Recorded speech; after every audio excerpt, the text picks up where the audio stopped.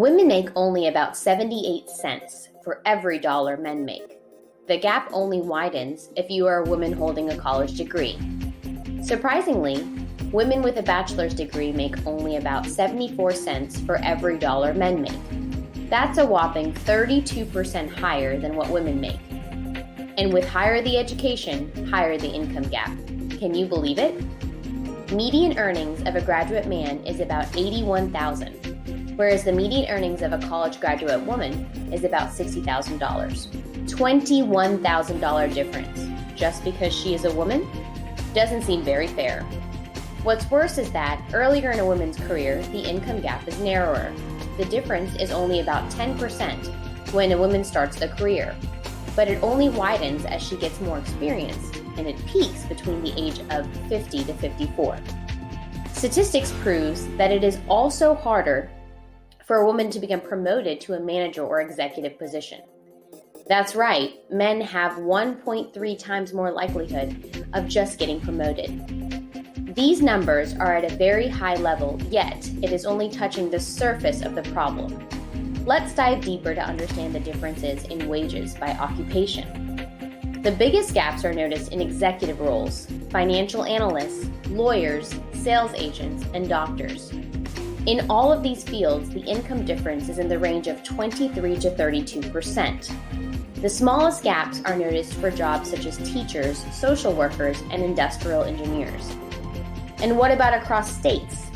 Recently, median annual income ratios for full-time employees across the nation was measured.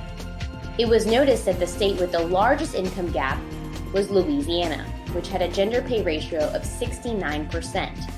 The state with the smallest income gap was California, with a gender pay ratio of 89%.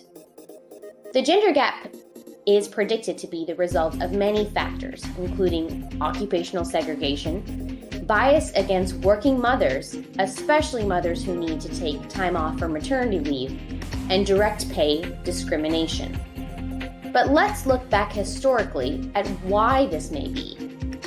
Decades back, more men obviously were obtaining more bachelor's degrees than women. However, for the last few decades, women are holding more degrees than men.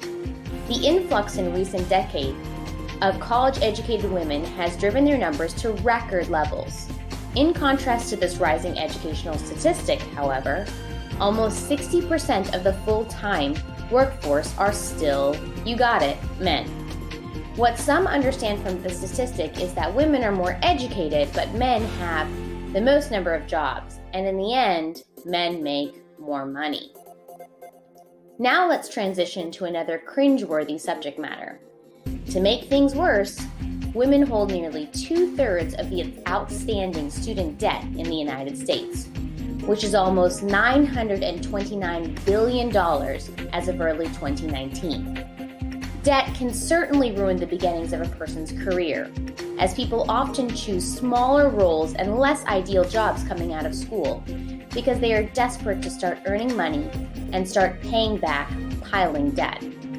On an average, women graduate college owing almost $22,000 compared with the $18,800 for men. And because of the gender pay gap, they have less disposable income after graduation. After 4 years of graduation, men pay off an average of 38% of their outstanding debt, while women pay off 31%. Difficulty repaying student loans are also reflected in default rates, also known as bankruptcy rates, which are higher for women than for men. Here's the absolute bottom line.